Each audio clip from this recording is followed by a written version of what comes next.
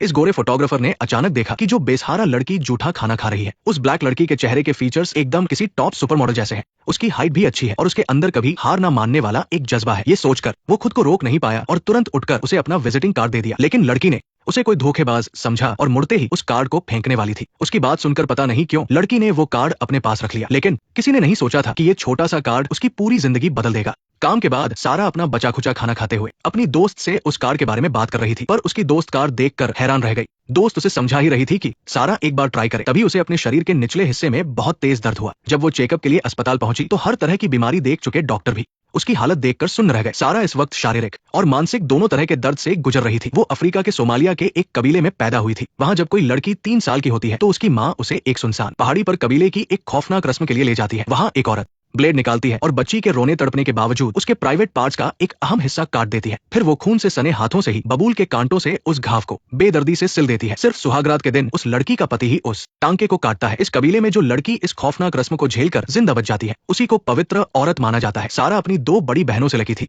वो इस दर्दनाक रस्म को झेलकर जिंदा बच गई थी, पर उसकी किस्मत इतनी भी अच्छी नहीं थी। 12 साल की उम्र में उसके पिता ने उसे एक सामान की तरह 5 ऊंटों के बदले एक 60 साल के बुढ़े को बेच दिया ताकि वो उसकी चौथी पत्नी बन सके। उस वक्त सारा काफी समझदार हो चुकी थी। वो जिंदगी भर वहाँ घुट घुट कर नहीं जीना चाहती थी। इसलिए शादी से एक रात पहले वो चुपचाप कबीले से भाग गई। उसकी माँ ने सब कुछ देखा पर कुछ नहीं कहा। वो अपनी बेटी की किस्मत नहीं बदल सकती थी, बस मन ही मन उसके लिए दुआ कर रही थी कि वो सुरक्षित वहाँ से निकल जाए। एक छोटा सा झोला और टूटी हुई चप्पलें पहनकर सारा ने आजादी की तलाश में अपना सफर शुरू कर दिया। वो 9 साल तक दर दर भटकती रही और आखिरकार लंदन पहुंच गई। उसकी जिंदगी बहुत गरीबी में कट रही थी। वो रोज कचरे के डिब्बे से बचा हुआ खाना खाकर पेट भरती और रात को कड़ाके की ठंड से बचने के लिए सड़क किनारे सिकुड़ कर सो जाती थी। फिर एक दिन एक पब्लिक टॉयलेट में उसकी मुलाकात मैरी नाम की लड़की से हुई। मैरी बहुत अच्छे दिल की थी। उसने सारा को एक बेघर लड़की समझकर उससे दूरी नहीं बनाई, बल्कि उसे अपने किराए के कमरे में रहने के लिए बुला लिया और एक फास्ट फूड रेस्टोरेंट में उसके लिए काम भी ढूंढ दिया। सारा भी इस एहसान को मानती थी। वो रोज घर को एकदम साफ सुथरा रखती थी और अपने तरीके से मैरी की अच्छाई का बदला चुकाती थी। दोनों एक दूसरे के काफी करीब आ गई और बहुत अच्छी दोस्त बन गई। पर एक दिन उसने गलती से मैरी को एक लड़के के साथ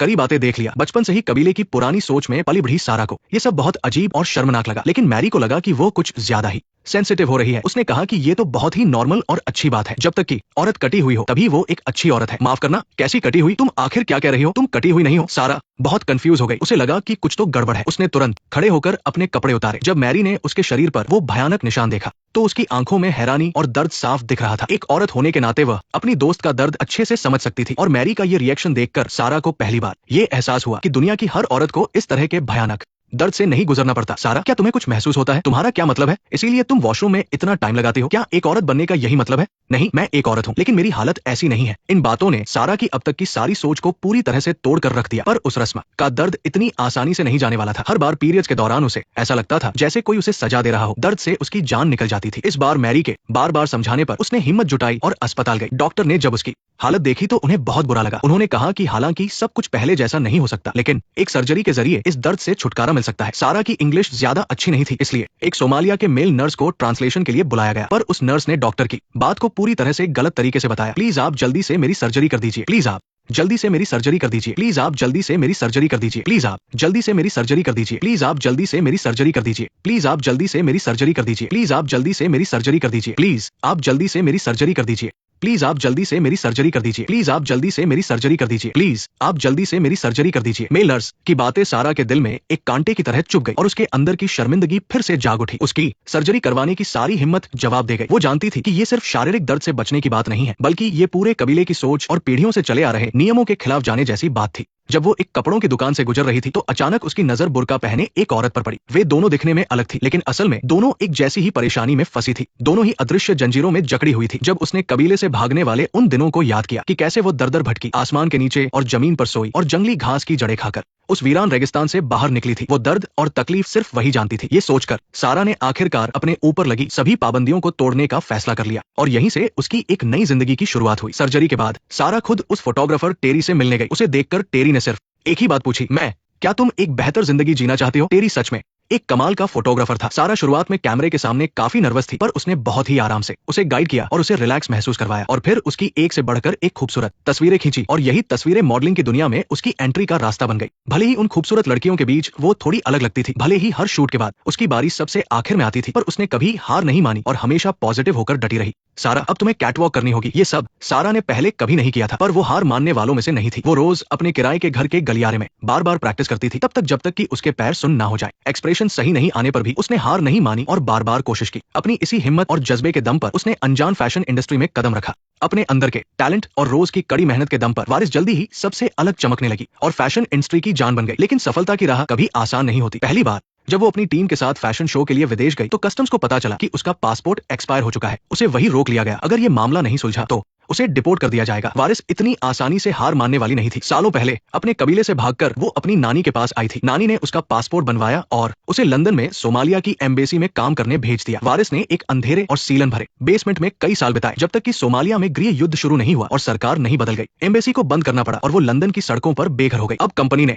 भारी रकम देकर उसे छुड़ा तो लिया है, लेकिन अगर स्पॉन्सरशिप और वर्क परमिट नहीं मिला तो उसे वापस अपने देश भेज दिया जाएगा। उसकी सारी मेहनत बेकार हो जाएगी। इस मौके का फायदा उठाकर वारिस को चाहने वाला एक काम करने वाला लड़का उसे प्रपोज करता है। उसने वादा किया कि अगर वो उस लोकल लड़के से नकली शादी कर ले तो सारी दिक्कतें दूर हो जाएंगी। वारिस के मन में अपने कबीले का डर गहराई तक बैठा था। वो मरना पसंद करेगी लेकिन वापस नहीं जाएगी, इसलिए अपनी सहेली के मना करने पर भी उसने उस लड़के से शादी करने का फैसला किया। शुरू में उन्होंने तय किया था कि वो सिर्फ नाम के पति पत्नी रहेंगे, लेकिन कुछ समय बाद उस लड़के की नीयत बिगड़ने लगी और वो वारिस को पूरी तरह अपना बनाना चाहता था। इसलिए इमिग्रेशन की एक चेकिंग के दौरान ये जानकर कि वारिस कुछ नहीं बोलेगी, उसने ऑफिसर्स के सामने उसे जबरदस्ती केस कर लिया। उसकी इस घटिया हरकत से वारिस बहुत शर्मिंदा और गुस्से में थी, लेकिन वो चुप रही और कोई विरोध नहीं किया। काम में भी मुश्किलें आ रही थी। वो फैशन शो में हिस्सा नहीं ले सकती थी। भारी बेल की रकम चुकाने के लिए उसे मजबूरी में कंपनी के कहने पर बोल्ड फोटोज भी खिंचवाने पड़े। जिंदगी और काम के तनाव ने उसे लगभग तोड़ दिया था। शुक्र है कि उसकी सहेली हमेशा उसके साथ रही और उसे हिम्मत दी। जिंदगी की मुश्किलें अक्सर अचानक ही खत्म हो जाती है और किस्मत भी अपना इनाम जरूर देती है। एक दिन एक अचानक आई चिट्ठी ने वारिस की सभी परेशानियां दूर कर दी। उसकी लंबे समय से पेंडिंग एप्लीकेशन का रिजल्ट आ गया था। वारिस ने तुरंत अपनी शादी की अंगूठी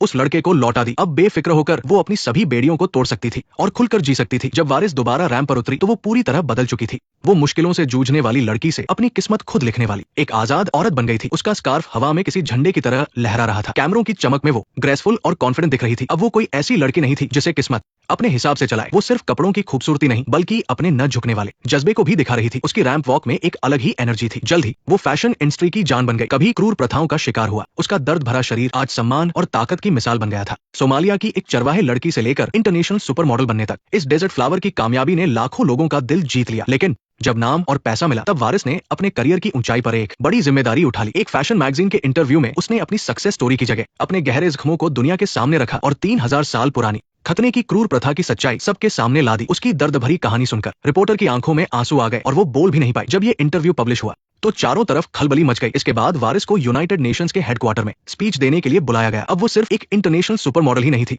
बल्कि एक हथियार बन गई थी जिसने मॉडर्न दुनिया के पीछे छिपे उन काले और अनदेखे सच को दुनिया के सामने रखा। उसने रोते हुए बताया कि आज भी दुनिया भर में करोड़ों औरतें खतने का दर्द झेल रही है। कई तो इससे बीमार होकर मर जाती है या बच्चे को जन्म देते वक्त जान गंवा देती है। फिर भी कुछ अंधे कबीलों की नजर में खतना कोई क्रूर प्रथा नहीं बल्कि पवित्रता और अच्छे चरित्र की निशानी है। उन जगहों पर जो लड़कियां खतना नहीं कराती उन्हें अपवित्र माना जाता है और समाज से बेदखल कर दिया जाता है। उसकी इन बातों ने वहां मौजूद सभी लोगों को भावुक कर दिया। कुछ लोग खुश थे कि वो एक अच्छे देश में पैदा हुए और इस दर्द से बचे हुए हैं। कुछ लोग सोच में पड़ गए कि अंधविश्वास और अज्ञानता से होने वाला नुकसान गरीबी से भी ज्यादा जानलेवा है। जैसा कि वारिस ने कहा, पीछे चलने वाला ऊंट भी आगे चलने वाले जितना ही थकता है। हर औरत का झेला हुआ दर्द हमारी इंसानियत की तरक्की से गहराई से जुड़ा है। जब मैं एक बच्ची थी तो मैं कहती थी कि मुझे औरत नहीं बनना। आखिर ये इतना दर्दनाक क्यों है? ये फिल्म सोमालिया की सुपर मॉडल वारिस दिरी की सच्ची कहानी पर आधारित है। सालों बाद उसने अपना शानदार मॉडलिंग करियर छोड़ दिया और यूनाइटेड नेशंस की एम्बेसडर बनकर खतने की क्रूर प्रथा को खत्म करने में अपनी जान लगा दी। वो एक पीड़िता से बदलकर लाखों औरतों को बचाने वाली हीरो बन गई। लेकिन आज भी हर साल लाखों औरतें